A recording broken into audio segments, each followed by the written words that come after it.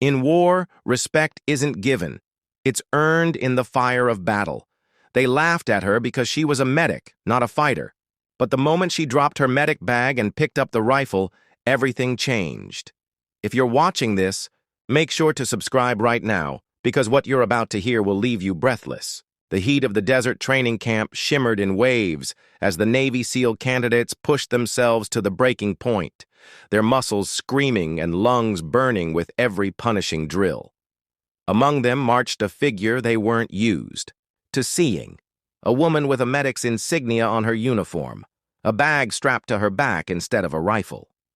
Her name was Lieutenant Sarah Collins, a combat medic with a reputation for patching up soldiers under fire, but never pulling a trigger. From the moment she arrived, whispers traveled like wildfire through the ranks. "What's she doing here?" "She's just a medic. She won't last." "We need warriors, not nurses." The SEALs were elite, hardened by battles across oceans, and they viewed her presence as a weakness in their chain. Yet Sarah walked with steady determination, ignoring the mocking chuckles, her eyes focused straight ahead, as if the doubts rolling off their tongues were nothing but background noise. But deep inside, the fire was building, because Sarah knew something they didn't. She hadn't come here just to carry bandages. She had come to prove that survival often depended on the one person everyone underestimated. The instructors noticed the friction immediately, and instead of silencing it, they let it burn, testing Sarah in ways the others weren't. Her rucksack was heavier, her drills longer, her punishments harsher, and every stumble she made echoed with laughter from the men around her. But while they smirked at her exhaustion, Sarah was silently learning their rhythm, memorizing their weaknesses, and forging her body into something stronger than even she believed possible. The desert sun became her crucible, and each night, while the others collapsed into restless sleep, she stayed awake tending to blistered feet, fevered bodies, and infected cuts. They might not have wanted her, but they needed her more than they knew. The turning point came not in training, but in the suffocating chaos of a mission gone wrong, when the unit was deployed deep inside enemy territory under the burning Afghan sun, tasked with extracting a captured intelligence officer before dawn. A mission so dangerous that even the most seasoned SEALs whispered it could be a one-way trip. Sarah was meant to stay in the background, her medic bag strapped tight, moving quietly behind the operators as they advanced through narrow valleys and ruined villages, her heart pounding in rhythm with the distant rattle of machine gun fire. At first, everything seemed under control, but war has a way of tearing apart plans, and soon their convoy was ambushed in a storm of bullets and explosions, dust clouds rising, radios crackling with screams, men falling to the ground with blood, staining their uniforms. Sarah dropped to her knees instinctively, crawling toward the first casualty, her hands working with mechanical precision to stop the bleeding, her ears deafened by the gunfire around her, and for a while it seemed like her only role would be patching up the broken. But then came the moment that shattered everything. Their point man was shot, his rifle clattering to the dirt just steps away from her, and suddenly there was a gap in the line, a weakness the enemy pressed hard with a surge of fighters moving. Closer, their shouts echoing through the night. Sarah's eyes locked on the fallen rifle, her medic bag slipping from her shoulder in that single heartbeat of choice, and she reached out, fingers wrapping around the cold steel. The SEALs saw it, some still laughing even as bullets screamed overhead, thinking the medic had lost her mind. But the laughter died the instant she rose to her feet and squeezed the trigger, controlled bursts tearing through the advancing insurgents. With the calm precision of someone who had been watching, learning, waiting for this moment all along. The shock on the SEALs' faces was almost as sharp as the recoil against her shoulder, for the medic they dismissed as baggage was now standing shoulder to shoulder with them, her white sleeves stained red, not just from saving lives, but from taking them to protect her team. The fight raged on for hours, each second an eternity. The night broken by flashes of fire, Sarah moving between bodies, sometimes with bandages, sometimes with bullets, blurring the line between healer and warrior. until she became something new entirely. By dawn, when the dust finally settled and the last echoes of gunfire died into silence, it was Sarah who carried the rescued officer on her back through the rubble, her uniform torn, her face streaked with grime and sweat. And not a single SEAL dared laugh anymore. They watched her in silence, the unspoken truth hanging heavy in the morning air. Respect had been earned the hard way, and nothing would ever be the same. The mission had ended, but the echoes of that night refused to fade, carried back with them like ghosts as the SEALs returned to base, each man scarred in his own way, yet united in a silence that spoke louder than words.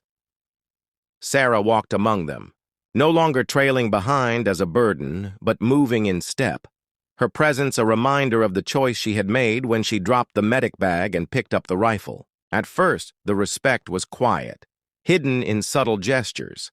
An extra ration slipped her way, a space cleared at the table without comment, a nod of acknowledgement when she entered the room, but soon it became something more, because the SEALs had not just witnessed her bravery, they had relied on it, and that changed everything. Yet respect came with a cost, and Sarah began to feel the weight of two worlds pressing down on her shoulders, the healer sworn to save lives and the warrior forced to take them. At night she lay awake, haunted by the faces of those she had killed, questioning whether she had crossed a line she could never step back from, and in the dim light of her bunk she whispered to herself that survival had demanded it, but her heart remained restless. That restlessness turned to steel the moment command handed them their next assignment, a mission even darker than the last. Infiltrate a mountainous compound believed to house not just insurgents, but a rogue American arms dealer who had been, supplying the enemy with weapons used against their own brothers. Betrayal ran deep, and the thought of facing one of their own turned the team's blood cold. As they climbed into helicopters under the cloak of night, Sarah's mind sharpened, her hands brushing against both the medic bag strapped once again to her back and the rifle slung across her chest, symbols of the two selves she could never fully reconcile. The infiltration was silent at first, shadows slipping through rocky paths, the compound looming above like a fortress carved from the earth itself. But silence shattered the moment the first tripwire detonated and the valley erupted in gunfire.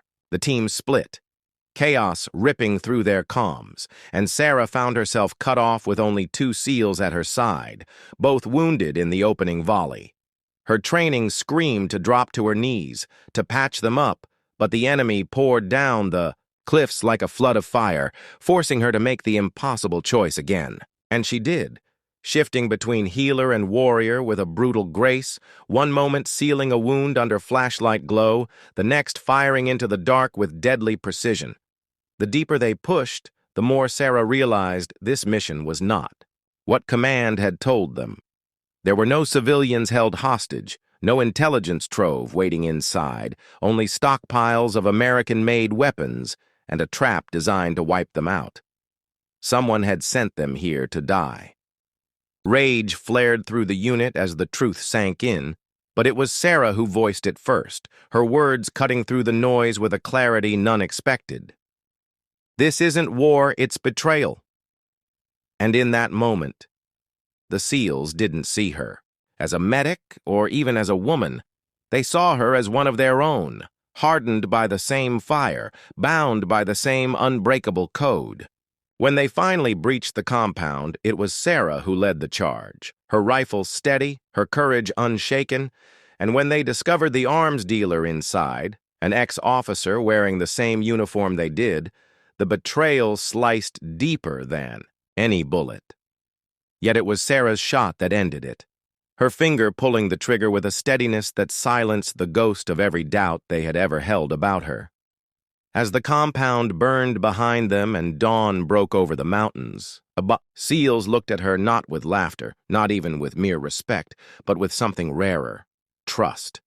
And Sarah, standing among them with blood on her hands and fire in her eyes, realized she was no longer just a medic, nor just a soldier. She was the bridge between life and death, and the team would follow her anywhere.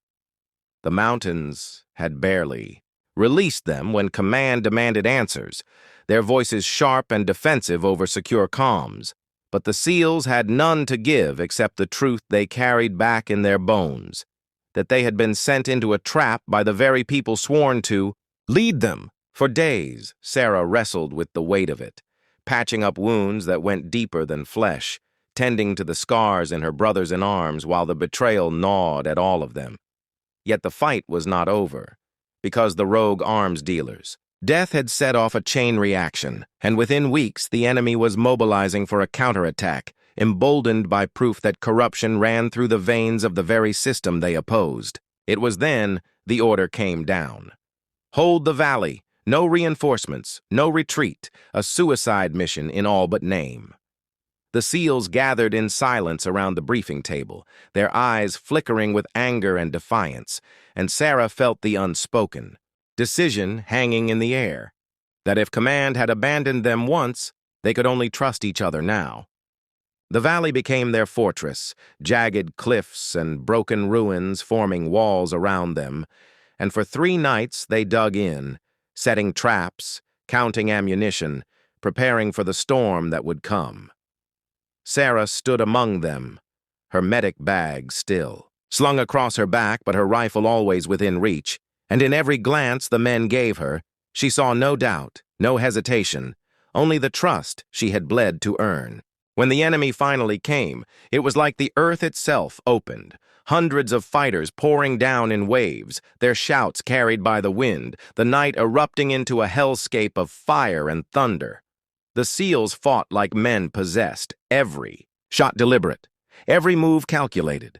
But the numbers pressed hard, and one by one they began to falter. Sarah moved like a force of nature, her body a blur between the living and the dying, pressing gauze into a torn chest one moment, then rising to empty her rifle into the darkness the next, her voice steady as she shouted orders that kept the line from breaking. Hours bled into eternity, and still they held, until at last the enemy surged with everything they had, breaking through the outer perimeter and crashing into the heart of the defense. In that moment, Sarah felt the world slow, the sound of her own heartbeat louder than the chaos, and she knew what she had to do. Dropping her medic bag for the final time, she picked up the heavy machine gun of a fallen comrade, braced herself against the ruins, and unleashed a torrent of fire so relentless it carved a wall of death between her team and the oncoming storm. The SEALs, fueled by her defiance, rallied behind her, turning what should have been their last stand into a legend. By dawn, the valley was silent, except for the groans of the wounded and the distant echoes of retreating footsteps. Against all odds, they had survived. When reinforcements finally arrived hours later, they found not a broken unit, but a band of warriors who had stood unyielding in the face of annihilation, led in spirit by the medic who had refused to remain, just a healer.